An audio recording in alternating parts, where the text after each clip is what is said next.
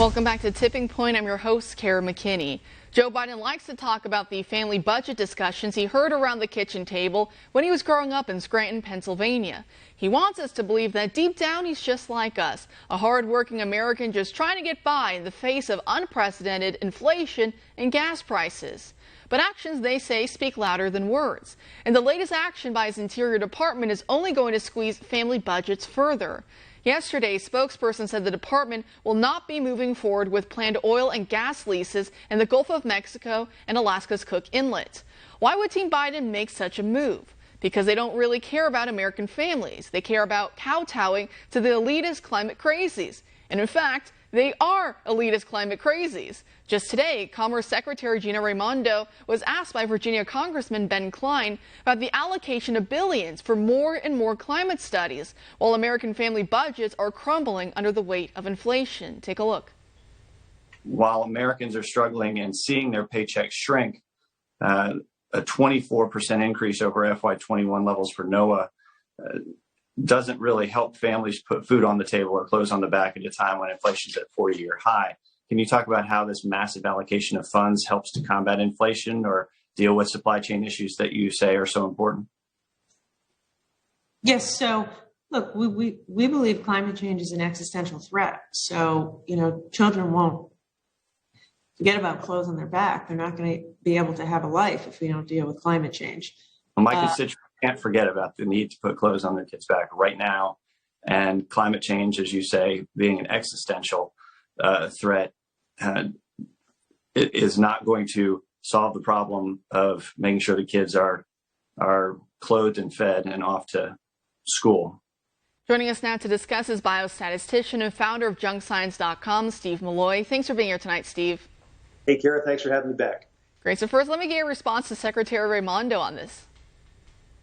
Yeah, these people are just nut jobs. What is she talking about? I mean, the planet is not going to be destroyed.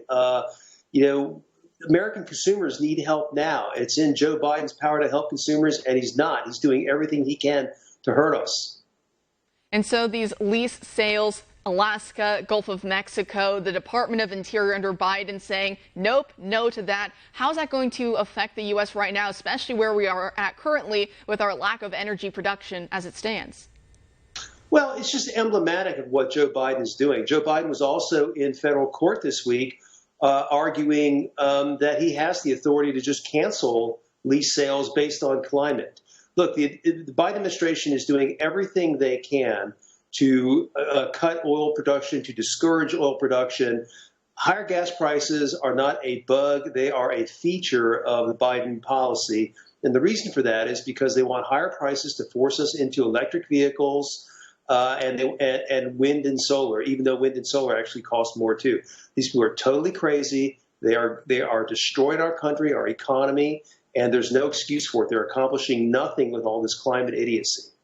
And often, to see where America is heading when it comes to leftist policies, we don't have to look that far. We can look to Canada or to Europe. And I saw on social media you flagged an article about, I believe it was in Europe, some lawmakers there were saying that they are in favor of banning the sale of any new gas-powered vehicle by the year 2035. Does that kind of show where perhaps people like Secretary Raimondo, Biden, and the rest of them are trying to take us? Well, that's where they are exactly. I mean, there's already, Gavin Newsom in California. He's on that kind of time frame. The state of Virginia, which is just a purple state, was looking at 2025 for the beginning of EV mandates. These people are nuts. We don't have the electricity grid for this. People can't afford these things. Nobody wants them.